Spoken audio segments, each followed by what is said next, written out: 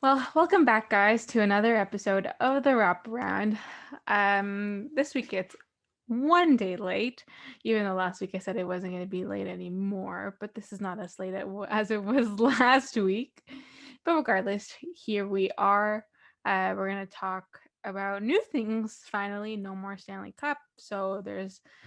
There's obviously other things that are on, the table that we need to talk about. One of them being the expansion draft. We're also going to take a little bit of a look into the upcoming 2021 NHL draft as well, and the top prospects for that.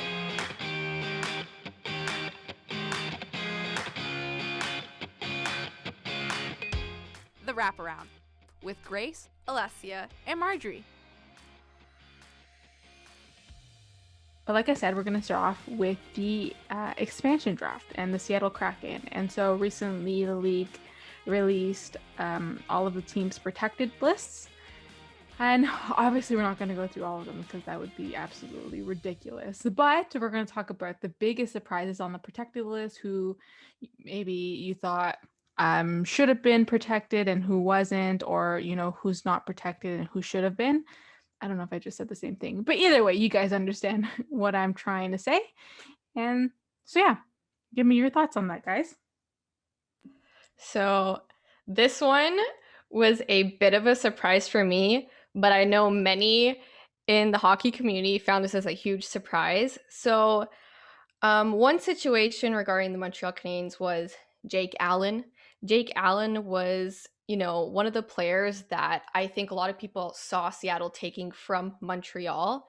And Jake Allen is now being protected over Carey Price. So before this all happened, there was a lot of conversation around what Marc Bergevin would give up to even save Allen, because obviously the choice was to protect Carey Price and maybe what was gonna be his next steps to replace him if Allen was taken.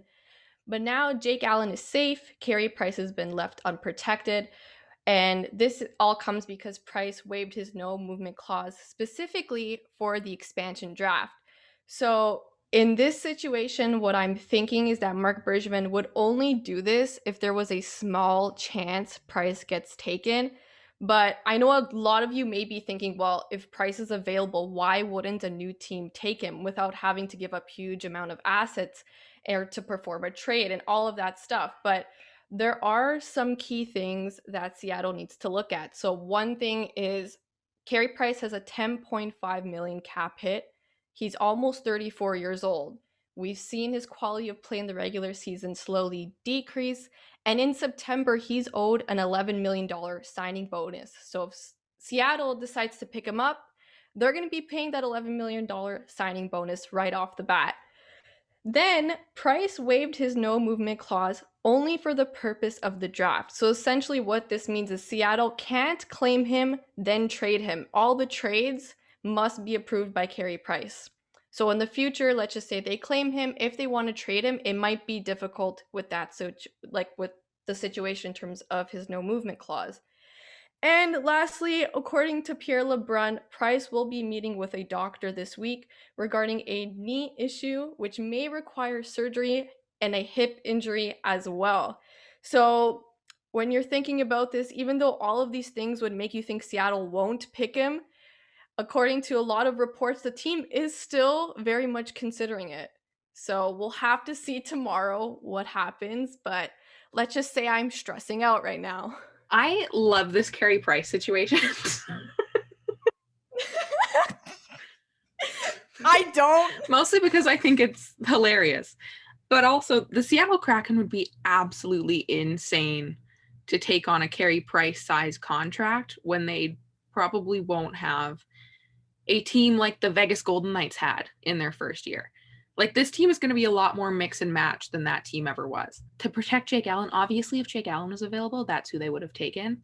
Whereas with Carey Price, there is still that question. But Alessia, to soothe some of your worries, there's so many other fantastic goalies who've been left unprotected that would be a good for Seattle Kraken to start with until they build up that prospect pool and their backups and everything. Halak is available. Holtby's available. Yes. Quick is available, Rask, Ranta, and Bishop. Some of them are top of the line goalies, like within the past few years. And to take Carey Price that heavy of a contract when you could get maybe equally as good of a goalie in the regular season for less money, I feel like you're going to be okay. I think you'll be okay, Alessia.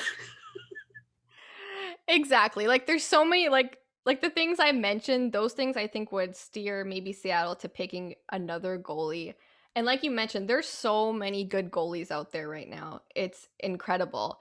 I think in this kind of like situation with the expansion draft, it's kind of 50-50 because there's also the thing that potentially they take Price, even though he's a higher cap hit, he could be the face of Seattle. Just like kind of like Fleury was with Vegas, you can say. So it's 50-50. Like, obviously, I'm stressed out about it. But like Grace mentioned, it might not happen. It might. There's so many good goalies that have a lower cap hit than Carey Price. So we'll have to wait and see.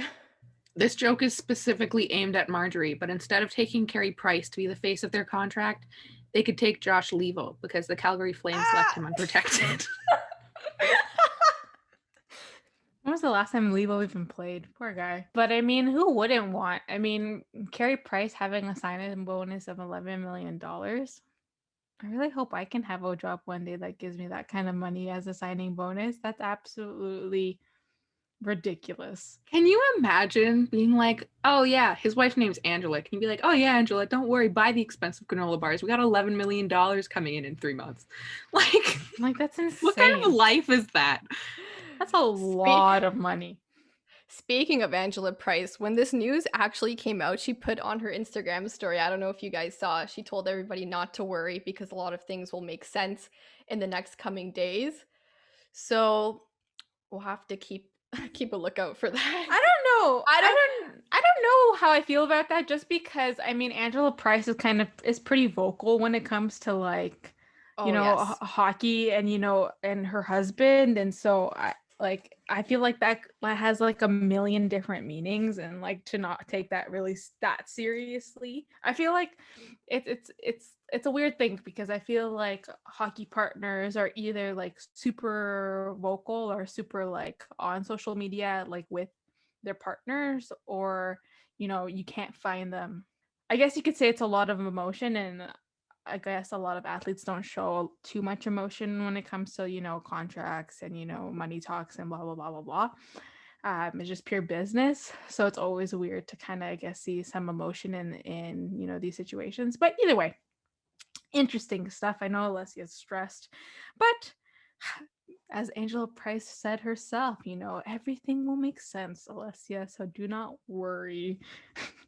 But yeah, so good one, Alessia. Thanks for that one. And how about you, Grace? Any surprises? Anyone you already were like, yeah, I expected that. For most of them, I wasn't surprised. The Leafs, problem. But like, we don't really need to get into that because I'll talk about it for 6 hours. I did want to ask you guys 2 questions. I'll present my information and then I will ask you the question. The Boston Bruins left Taylor Hall unprotected, which to me makes sense in order to protect the core of Bergeron, Pasternak, Marchand, DeBrusk, McAvoy, all of those great players, because Boston somehow it kills the game every year and nobody quite knows how they do it. So it makes sense in the back of my mind. In the front of my mind is after everything that went down with Taylor Hall in the past year, you left him unprotected. And what does this mean for Taylor Hall's future in Boston? Will he be traded? So I guess that's my question to you guys. How do you feel about the Bruins leaving him unprotected? And what do you think that means for his future in Boston? I don't know. I feel like a lot of teams have left quite a big names unprotected. I mean, like Columbus left Max Domi unprotected as well. So I don't know. Reading into it, I don't know. I really don't sense like a lot of like, secret stuff going on, or that like they did it for like a big purpose, other than the fact that other than the one that you just said, that they probably wanted to protect their main guys. I don't know. really how likely it would be for Seattle to really go for Taylor Hall. I don't know if that's someone that they would genuinely go for. Seeing that Taylor Hall, even though Taylor Hall had a pretty good, time with Boston, I don't know. I don't know. I don't read too much to it. I don't think Boston would trade him because I think they see the potential that he has, and seeing him finally kind of find his stride with that team, I don't think they would be that cruel to kind of just take him away from something that he's finally, I guess, or take him away from a team that he's probably starting to really enjoy. I think for me, there's two kind of things that would probably lead the Bruins to leaving Taylor Hall unprotected. And that's number one, kind of what Marjorie mentioned. I don't think it's too likely that Seattle will take him just because of his cap hit. And not only that, Taylor Hall moved a lot over the course of a couple years throughout in the NHL.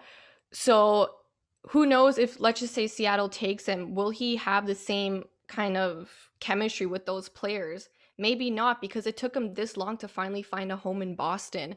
And like Grace mentioned, it's probably to protect their core players as well. They see that Seattle taking him is pretty unlikely. You leave him unprotected and you risk not losing a core player. So I don't think it kind of hinders the relationship between Taylor Hall and the Boston Bruins, because from what I've been seeing, that relationship is still pretty good and he had an amazing season with them. So I don't think we should be reading too much into it, but who knows? We could be wrong. I just thought it was so funny, and I wanted to hear what you guys thought about it, because some people were really reading into it, like on Twitter and everything. They were like, oh my God, they left Taylor Hall unprotected. They're going to trade him to the Toronto Maple Leafs. And I say that because Marjorie loves the idea of that. Oh my God, literally the worst idea ever. Anybody who speaks of that, don't talk to me. Yeah, you mentioned people reading into things. You do not want to see Habs Twitter right now with the whole Carey Price thing. It's just a mess. Yes, I do. It's so entertaining. So I completely understand where people are coming from reading into this whole Taylor Hall situation. Hockey Twitter is just a ridiculous place to be in. My favorite place on earth. It's just insane. But I mean, I don't know. So funny. If you're reading into Taylor Hall, like, I guess, it is what it is, I guess. But I don't know.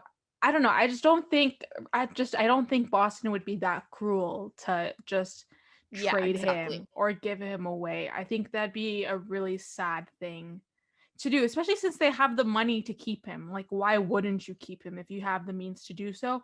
And because he played so well. Like, it just logically, it doesn't make any sense. The Colorado Avalanche protected Nazem Kadri. After the history of Nazem Kadri in the playoffs and the past few not so great events between the Colorado Avalanche and Nazem Kadri, what do you think Joe Sakic, the GM of the Colorado Avalanche, was thinking in protecting Nazem Kadri? If you were Joe Sakic, would that have been a move that you did? No. Personally, no, because like Landeskog is available, right? And that's a pretty big one. that's your captain right there. And so I don't know what's going on in Colorado. Obviously, I guess we can't really take away from the fact that, Nazem Kadri is a pretty, I guess, good player. He performs when he needs to perform in terms of the regular season, that he produces goals and assists, and, he's a decent forward. Like, you can't really take that away from him because he does what he needs to do in terms of, him being a hockey player. Is he the best asset to keep in terms of personality and, like you said, history? I'm gonna say no. I mean, like why would you want to keep a player who's clearly shown that, I don't know, maybe shown some selfishness and isn't really willing to take one for the team? He kind of just lets, I guess, his own mind get to him. And, it was also shown with the Toronto Maple Leafs. And I guess ultimately that's what, got him off the team and traded to Colorado.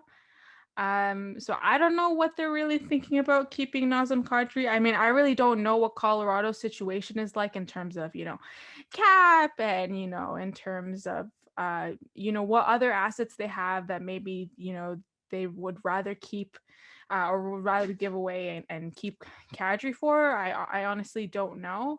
But in terms of, I guess, superficial and just like level, like just looking through, what I see, through the TV and through, tweets and whatever. I don't know. I don't know what they're really thinking over there. I mean, there's not really much I can add to that. Marjorie pretty much summed it up. I think if I was the GM, you see Nazem Kadri as a pretty decent player in the regular season. He's contributed to Colorado's power play and he puts up some decent points. So that's what I would take away from it. But like Marjorie mentioned, he's kind of a different player in the playoffs. And sometimes that hinders Colorado's chances. We've seen that in the past. So I don't know. I'm kind of on the same page as Marjorie, but he's still a good player, don't get me wrong. But like Marjorie mentioned, maybe there could have been other players that could have been protected over him. But only Colorado knows what's going on there, and there's a lot concerning their captain right now that they have to take care of. So, yeah. That was definitely something that I was thinking too. Like, you could have left Kadri unprotected and they probably wouldn't have taken him. So why would you not waste a protected spot, but use a protected spot on him for all of those reasons that Marjorie just said? Like, it just didn't really make any sense to me. But again, like you said, only Joe Sakic knows. I mean, like, I really don't understand why they would put Landeskog or unprotect Landeskog. I mean, Landeskog is still fairly young, 28. I mean, like, isn't that the time, players are usually in their prime? So, or maybe, late. Maybe he's kind of coming out of that phase. His salary is only 4.5 million. So it's not like, one of those, salaries that you would want to get rid of in terms of cap space. So I don't know what the rationale is behind putting Landeskog, unless there is, and I really just don't know, and people have been talking about it and I'm just like completely out of the blue. But when I did see Landeskog on that list, I was a little thrown off. Well, I was gonna say right now they're in contract talks, and apparently the contract talks between Colorado and Landeskog haven't been going that well. So that could potentially be a reason why. Well, yeah, that's one situation. But then if that's going on, like then that's even sillier, because why wouldn't the contract talks be going well with your captain? Wouldn't you want to find, or wouldn't you see the value in that? Or maybe Landeskog is asking too much. I don't know. I feel like I don't know. I feel like something weird is going on over there. Well, his last contract was just over 5 million per season from what I'm seeing. So he likely wants a lot more than that. So who knows if Colorado isn't willing to give him as much as he wants. And it's nearing free agency, which is July 28th. So I guess they're just going with, McKinnon now. I guess that's the poster boy for the organization. And I guess Landeskog is just being, left behind, unfortunately. That sucks for him. Those were my two questions, because everything else just kind of seemed normal to me. The Carey Price thing was a bit of a shock. Other than that, everything kind of checked out. I mean, like I said before, there's so many players on these lists. It'll literally take us probably like 2 hours to like meticulously go through each. Can you imagine if we talked through every single player on every single team? That'd be ridiculous. Like, the amount of research we would have to do. That would probably have taken us like weeks of research to actually. Also, I'm not editing that. I like my job, but to do that, that's too much. Yes, that would that'd be, I don't know. That'd just be you on the computer for 12 hours straight and me having to deal with the aftermath. of that. But yeah, so that was that, I guess. Like we said, the expansion draft is tomorrow, so I guess we'll see what happens and who's taken, and then next week we'll kind of take a look at who was taken and how that team meshes together. Now, moving on to another piece of news, but a very exciting piece of news and a really happy piece of news, because I think it was yesterday that the Preds prospect Luke Prokop came out as gay, which is a big announcement for the LGBTQ plus community, and also for sports in general, not even hockey, because even in the other major sports, like in basketball and American football and stuff like that, baseball, there haven't been many athletes who have come out during their times with their clubs. It's mainly once they retire. So him being the first to come out in hockey while being under contract is absolutely amazing. And it's a great first step. And I hope other people follow suit. Yeah, and the NHL also announced yesterday, right after Luke Prokop made his announcement, that they would be donating $100,000 towards LGBTQ organizations in coordination with Luke Prokop, which is pretty nice to see. It's amazing to see. And it was also really nice to see, because I was looking at the comments and under the post, and I was really scared because when TSN or Sportsnet posts videos about women athletes or stuff like that, the comments are not really that fun to look at. So it was a scary kind of, I was going in blind because I was like, I really hope people are happy. I really hope people are positive. And thankfully people were very happy. There wasn't I guess any bad comments from what I was looking at. So hopefully that's helping change the narrative in some things, and hopefully helping people see things with kindness and not hatred, because there's way too much of that in the world going on right now. Big news, and congratulations to Luke, who is a brave thing to do. It's not an easy thing to do, especially when you're in the spotlight like the way he is. So congratulations to him for living his true authentic self, because that's all you could ever do with the short time you have here on earth. So I just thought we should mention that, because it was just great news to see, and something that we should all be celebrating. And talking about prospects, him being one of them for the Preds, we're going to kind of take a look into top prospects for the upcoming draft. And yeah, players to look out for who are not, players. I was just going to read it off straight off the outline, but no, players to look out for. We're going to see some top draft lists. You guys know we love talking about the draft, and Grace especially, since she loves junior hockey. So we're going to talk about a little bit about that now. Well, the top 3 rated draft picks are Owen Power, a defenseman from the NCAA, Luke Hughes, a defenseman from the USHL, and Simon Edvinsson. I wanted to know if was the first name Simon, or is it pronounced in a different way? Because it might be. So I'm very sorry. It could, if it's Swedish, it could be Simone. Right? And that's what I was wondering. But in all honesty, before I prepped for the show, I did not have time to look it up. Although I am not Swedish, so do not take my word for it. I know how to say girl in Swedish thanks to Duolingo, and it's Flicka, and that is all I have. But he's a defenseman from Sweden's Hockey League. And I thought that this was really cool just to make note of, because the top 3 are defensemen, and then I think the 4th one was a goalie, which is really strange for the draft. Usually you go with forwards. But that's also kind of where the NHL is at right now. They're kind of revamping their defensemen all across the league for the upcoming years, trying to get better defensemen, stronger defensemen, but also the game is changing. The game is changing into more of a fast-paced skill game rather than a tougher game.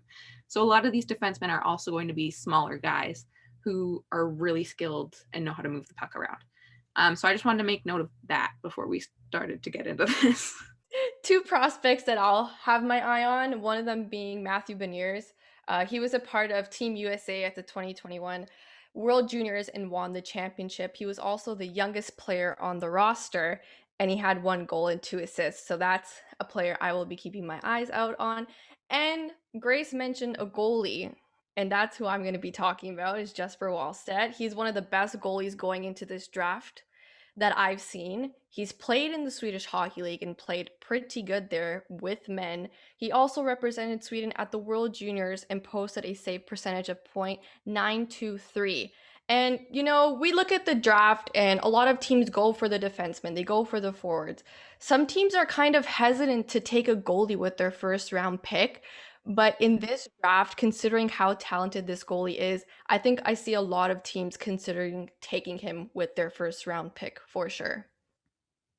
Yeah, I feel like the last few years it's been such a wave of young goalies just showing basically what they're made of and showing, you know, the league that they're pretty darn good and that, you know, they can be trusted just as much as the older goaltenders within the league.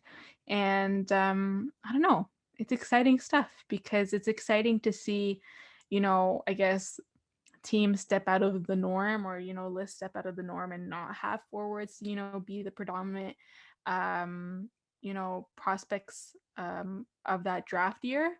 Because, you know, I'm not going to lie, it does get tiring at times. I mean, like, you know, forwards will come up and be like, well, yeah, he's a great goal scorer, or look at him, he can really skate, like he can skate really fast, or he's a great, you know, playmaker. You know, of course the league and teams, you know, need plenty of that, but you know, there's nothing you can do if you don't have players defending the back line when, you know, worst comes to worst and you have a counterattack, or you have, you know, the opposing team's really great players making really great plays. So you can't only rely on amazing forwards. And I've said this time and time again. So like Grace was saying, it's exciting to kind of see defensemen make up those lists because I love watching defensemen play. And it's probably one of the best parts of, you know, having, or one of the fundamental parts of having a fun game to watch.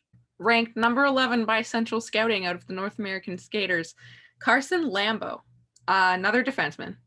Born, okay, does this make you guys feel as old as it makes me feel? He was born in 2003. That makes me feel old. Yeah, seriously. He's 6'1", 197 pounds. I still think it's weird to talk about how much they weigh, but yeah, whatever. You want to know, so we'll say it. But what really got me with this guy is his elite prospects assessment and just the last line. It says he fakes shots and passes, waits for the defender to commit, and then bursts into the space he created. Because this guy, I watched one highlight video of him, has a wicked shot.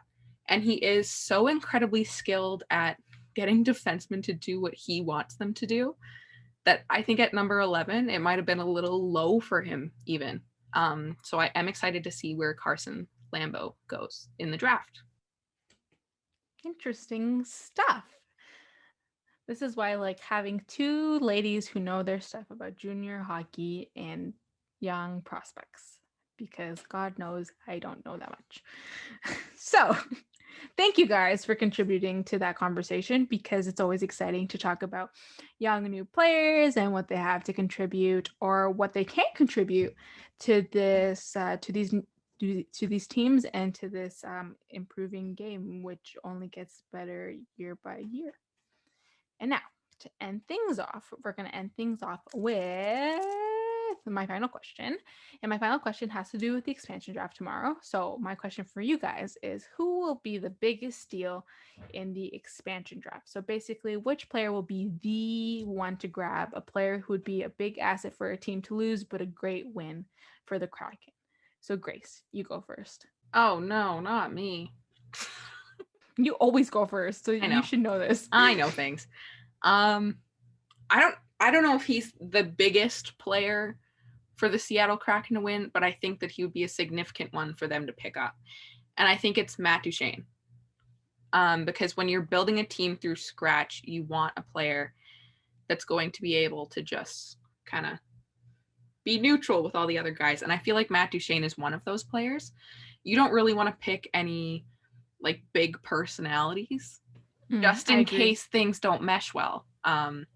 So like PK Subban, I love the guy. He's so great, but to put him in that locker room right away, I don't know if that would be the best choice. So for me, it's Matt Duchene.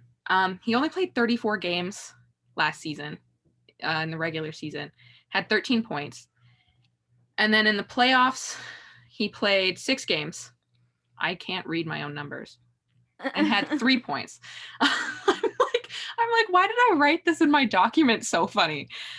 So he's decent player, obviously. It's Matt Duchene. And also I think that he's just a good addition to the locker room. Interesting choice. I definitely did not expect that, but I like that answer. I didn't either, but here I am. Okay, Alessia, you give us your answer now. So Grace kind of went with a player that would be amazing for Seattle. And I read Marjorie's part of the question where it'd be a significant loss if the player was picked up. So I know I mentioned Carey Price, but it would be a significant loss to the Canadiens if Carey Price was picked.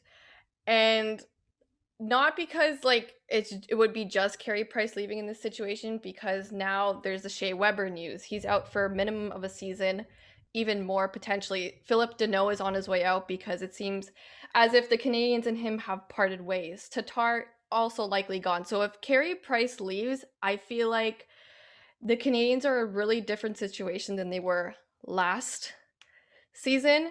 And I think it could potentially lead them to maybe a small rebuild with guys like Nick Suzuki, Cole Caulfield, and Brendan Gallagher.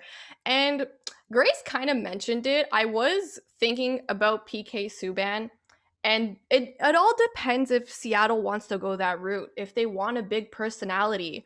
I mean, when Vegas came into the league, they wanted a big face, and I think that was Fleury. I think Fleury did a great job he's doing a great job being the face of Vegas. But like Grace mentioned, do you want a guy like PK Subban with a big personality? You want to put him straight into the locker room? I don't know. That's something they have to consider. But, great defenseman, great guy. And I think Grace also had another pick with Matt Duchene. That's a really good guy.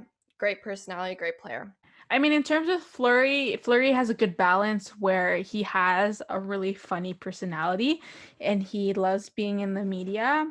Like he's not shy of the media, that's for sure. But that really doesn't affect his play. With PK Subban, I do think at times it does affect what goes on the ice. So I mean, great picks overall: PK Subban, Matt Duchene, Carey Price. I think those would all either be great pickups or big losses for the teams that they're currently on. But as always, thank you to the both of you for answering my question and, giving our listeners some great insight. I can't wait for the expansion draft tomorrow.